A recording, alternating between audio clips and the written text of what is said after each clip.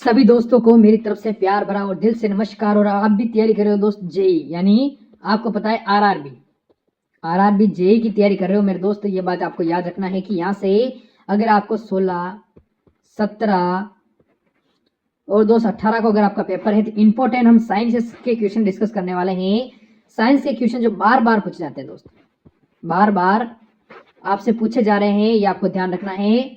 ये और सारे टॉप क्वेश्चन मैं आपके सामने लेकर आया हूं। देखते हैं कि इनमें से कितने क्वेश्चन आपके एग्जाम में सही होते हैं, कितने क्वेश्चन आप कर सकते हो। मात्र 10 मिनट के अंदर ये क्वेश्चन हम डिस्कस करने वाले हैं। तो वीडियो को फर्स्ट से लेकर सेकंड तक लास्ट तक पूरा देख लेना है कि ऐसे ही क्वेश्चन आपके एग्जाम में बनने वाले हैं। दोस्त आज का फर्स्ट क्वेश्चन देखते हैं जो हमारे सामने है और आपको क्या कहता है, देख लीजिए सारे स्टूडेंट। और एक बार लाइक शेयर सब्सक्राइब नहीं किया अपने YouTube channel all exam class को तो सब्सक्राइब जरूर कर लेंगे, काफी ज्यादा इंपॉर्टेंट रहने वाली है। तो हमारा जो फर्स्ट क्वेश्चन है वो है दोस्तों, डेंगू बुखार में किसकी कमी आती है।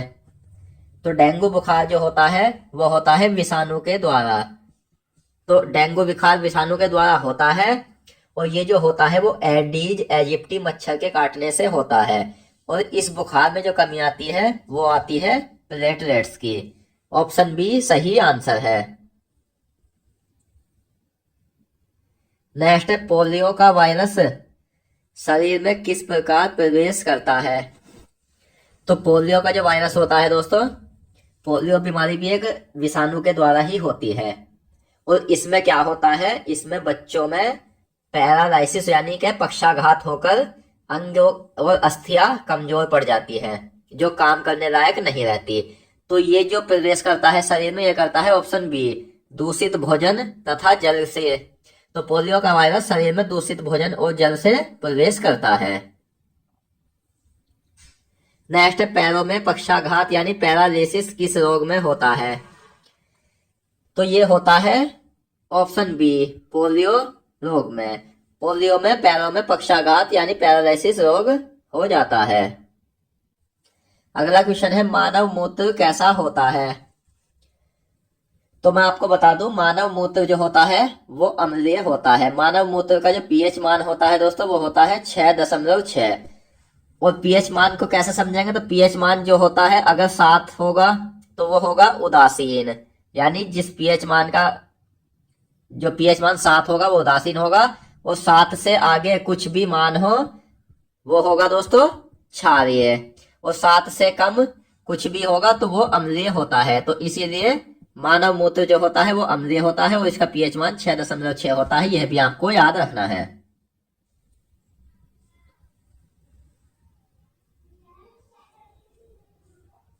अगला क्वेश्चन है, व्यक्ति की उम्र बढ़ने पर रक्तदाब यानी व्यक्ति की जो उम्र बढ़ती है उस पर रक्तदाब पर क्या असर पड़ता है। उम्र बढ़ने के साथ रक्तदाब पर क्या असर पड़ता है, तो रक्तदाब यानी ब्लड प्रेशर बढ़ जाता है। अगला क्वेश्चन है, रेशम उत्पादन का अध्ययन क्या कहलाता है। तो रेशम उत्पादन का जो अध्ययन कहलाता है दोस्तों वो कहलाता है ऑप्शन ए सेरीकल्चर। सेरीकल्चर रेशम उत्पादन का अध्ययन कहलाता है। नेक्स्ट है, कौन सा जीव मिट्टी की उर्वरता बनाए रखता है। तो वह कौन सा जीव है जो मिट्टी की उर्वरता बनाए रखता है, वो होता है ऑप्शन बी केंचुआ। केंचुआ मिट्टी की उर्वरता बनाए रखता है और केंचुए को किसानों का मित्र भी कहा जाता है। अगला क्वेश्चन, सब्जी का अध्ययन किस शाखा के अंतर्गत आता है। यानी सब्जी का अध्ययन जो होता है वो विज्ञान की किस शाखा के अंतर्गत आता है। तो ये आता है दोस्तों ओलेरी कल्चर शाखा के अंतर्गत। सब्जी का अध्ययन ओलेरी कल्चर शाखा के अंतर्गत आता है। दोस्तों अगर आपको वीडियो पसंद आ रही है तो प्लीज वीडियो को लाइक करें और साथ ही अगर आप हमारे चैनल पर नए हैं तो हमारे चैनल को सब्सक्राइब भी करें। नेक्स्ट, वे पोषक पदार्थ जो अकार्बनिक पदार्थ कहलाते हैं। तो वे पोषक पदार्थ कौन से होते हैं जो अकार्बनिक पदार्थ कहलाते हैं, तो वो होते हैं जल और खनिज। मानव शरीर में 7 प्रकार के पोषक पदार्थ पाए जाते हैं, यह भी आपको याद रखना है। नेक्स्ट, एक वयस्क मनुष्य का हृदय 1 मिनट में कितनी बार धड़कता है। तो एक वयस्क मनुष्य का जो हृदय धड़कता है 1 मिनट में वो धड़कता है ऑप्शन बी 72 बार।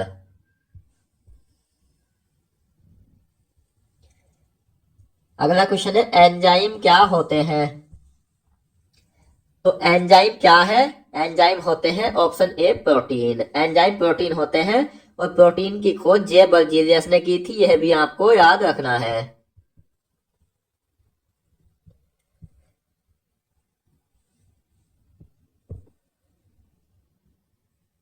नेक्स्ट है फलों का अध्ययन क्या कहलाता है? तो फलों के अध्ययन की अगर हम बात करें तो फलों का अध्ययन कहलाता है पोमोलॉजी। पोमोलॉजी फलों का अध्ययन कहलाता है। नेक्स्ट है पोलियो बीमारी किसके कारण होती है? तो पोलियो जो बीमारी होती है ये होती है विषाणु के द्वारा।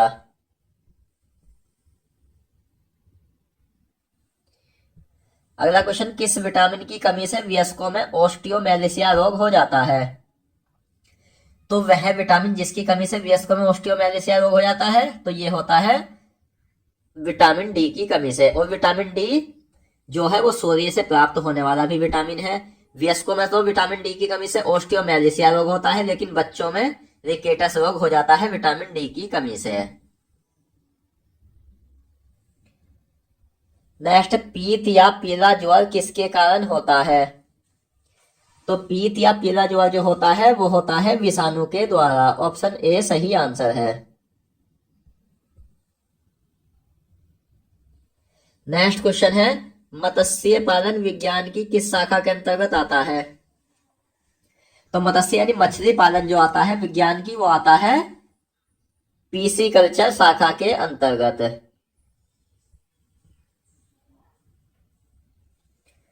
नेक्स्ट प्रमुख ऊर्जा उत्पादक पोषक पदार्थ कौन से होते हैं?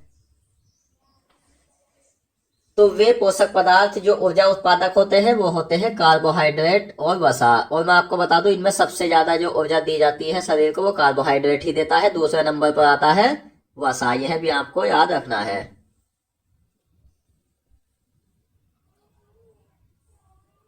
अगला क्वेश्चन मानव शरीर में वायु किस अंग द्वारा ग्रहण की जाती है? तो वह अंग जिससे वायु ग्रहण की जाती है वो होता है नासा द्वार यानी कि नथुन।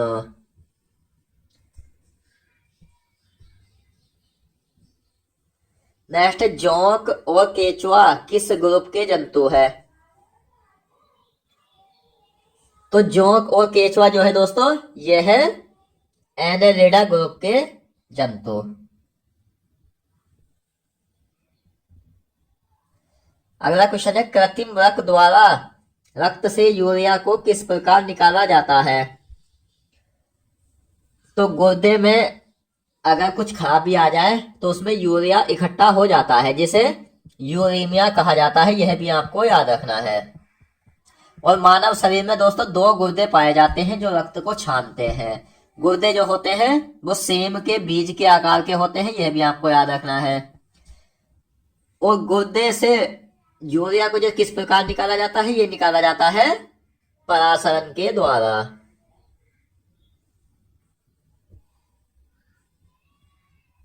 दोस्तों जो मैं क्वेश्चंस आपको करा रहा हूं अगर आप मेरे द्वारा पढ़ाए हुए इस क्वेश्चन सीरीज के सभी क्वेश्चंस को अच्छे से याद कर लेते हो जो मैं आपको क्लास वाइज करा रहा हूं तो आपको कोई और किताब लेने की भी आवश्यकता नहीं होगी। क्योंकि मैंने पिछली सभी परीक्षाओं में जिसमें भी बायोलॉजी से क्वेश्चन पूछे हुए हैं सभी के सभी लिए हैं और साथ ही कई किताबों का अध्ययन करके महत्वपूर्ण क्वेश्चंस अपनी क्लासों में रखे हैं। अगला क्वेश्चन है सौंदर्य का अध्ययन क्या कहलाता है? तो सौंदर्य का अध्ययन कहलाता है कैलोलॉजी। कैलोलॉजी सौंदर्य का अध्ययन कहलाता है। नेक्स्ट कार्बोहाइड्रेट में कार्बन हाइड्रोजन और ऑक्सीजन किस अनुपात में होते हैं? तो कार्बोहाइड्रेट जो मिलकर बना होता है ये एक पोषक तत्व है जो सबसे जल्दी ऊर्जा देता है। कार्बन हाइड्रोजन और ऑक्सीजन से मिलकर बना है। तो इसमें जो होते हैं किस किस अनुपात में होते हैं? तो 1:2:1 में होते हैं। अगला क्वेश्चन है पीत या पीला बुखार किस रोग वाहक द्वारा संचालित होता है? तो पीत या पीला बुखार जो संचालित होता है वो एडीज रोग वाहक द्वारा संचालित होता है। यह आपको याद रखना है। नेक्स्ट है श्वसन की प्रक्रिया के दौरान ग्लूकोज के एक अणु के साथ ऑक्सीजन के कितने अणु जुड़ते हैं? तो श्वसन की जो प्रक्रिया होती है उसमें ग्लूकोज के एक अणु के साथ ऑक्सीजन के जो अणु जुड़ेंगे दोस्तों वे जुड़ेंगे 6 अणु। ऑप्शन बी सही आंसर है।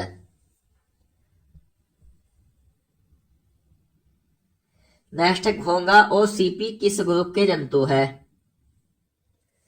तो घोंगा और सीपी जो है ये मोलस्का ग्रुप के जंतु है। ऑप्शन ए सही आंसर है।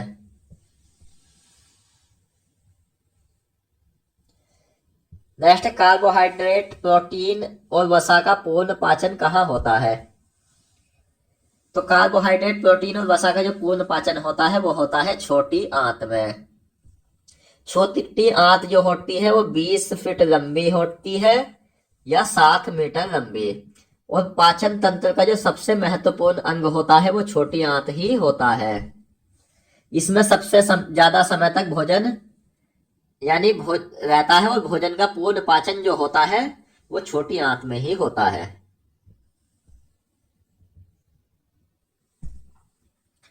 तो दोस्तों आज की इस वीडियो में हमने बायोलॉजी से संबंधित महत्वपूर्ण क्वेश्चंस पढ़े और मैं आशा करता हूँ क्वेश्चंस आपको अच्छे से समझ आ गए होंगे। तो मिलता है नेक्स्ट वीडियो में। धन्यवाद।